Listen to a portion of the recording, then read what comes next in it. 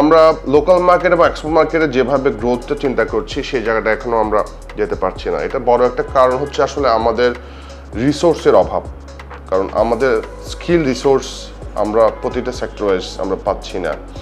আপনি যেমন ধরেন যে আমরা ফিনটেকে যদি ধরি, আমাদের এই সেক্টরে কিন্তু আমরা ওইভাবে প্রপার রিসোর্স পাচ্ছি না। আমাদের শিক্ষা কার্যক্রম যেভাবে আমাদের দেশে আছে তার সাথে আমাদের ইন্ডাস্ট্রির যেভাবে গ্রো হচ্ছে সেটার সাথে কিন্তু আমাদের তাল মিলছে না।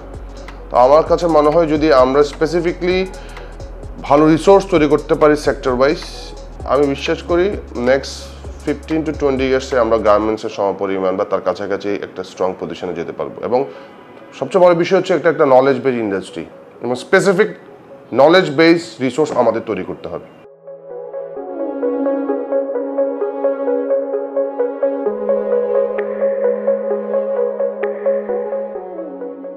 আমরা আসলে বাংলাদেশকে একটা শুধু সাউথ ইস্ট এশিয়ার না, আমরা পুরো বাংলাদেশকে আমরা চিন্তা করছি যে একটা সফটওয়্যার হাব হিসাবে তৈরি করতে, এবং সেটার জন্য টোটাল 360 ডিগ্রি ইকোসিস্টেম নিয়ে আমাদের কাজ করতে হবে।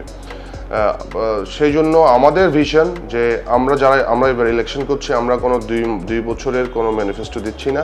আমরা স্মার্ট বাংলাদেশ বিনির্মাণ 2041 সালকে মাথায় রেখে আমরা 15 বছরে একটা রোড প্ল্যান করছি, যেটা নিয়ে আমরা কাজ করে যাব। আমরা ইলেকশনে জিতি বা আমরা হেরে যাই, আমাদের এই কাজ করা বন্ধ থাকবে না।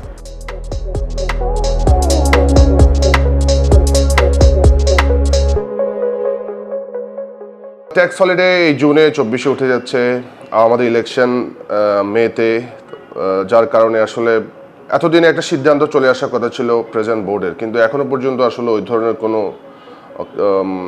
কোনো ভাইব আমরা পাচ্ছি না যে ট্যাক্স হলিডে এক্সটেন্ড হচ্ছে কিনা। বাট ট্যাক্স হলিডে যদি উঠে যায় আসলে আমাদের কস্ট অফ ডুইং বিজনেস বেড়ে যাবে এবং তার পাশাপাশি আমাদের কম্পিটিশন করাটা আসলেই টাফ হয়ে যাবে। তো আমার কাছে মনে হয় যেহেতু আমরা একটা স্মার্ট বাংলাদেশ বিনির্মাণে মাননীয় প্রধানমন্ত্রী শেখ হাসিনা এবং আমাদের আইসিটি অ্যাডভাইজার সচিবদের জয় ভাই একটা ভিশন দিয়েছে, সেটাকে মাথায় রেখে যদি আমরা অন্তত 2041 সাল পর্যন্ত যদি ট্যাক্স হলিডেটা এক্সটেন্ড করি, অথবা সেক্টর ওয়াইজ যদি আমরা আরও স্পেসিফিক কিছু প্রণোদনা দিতে পারি, তাহলে আমার মনে হয় স্মার্ট বাংলাদেশ বিনির্মাণের পথটা অনেক সুগম হবে।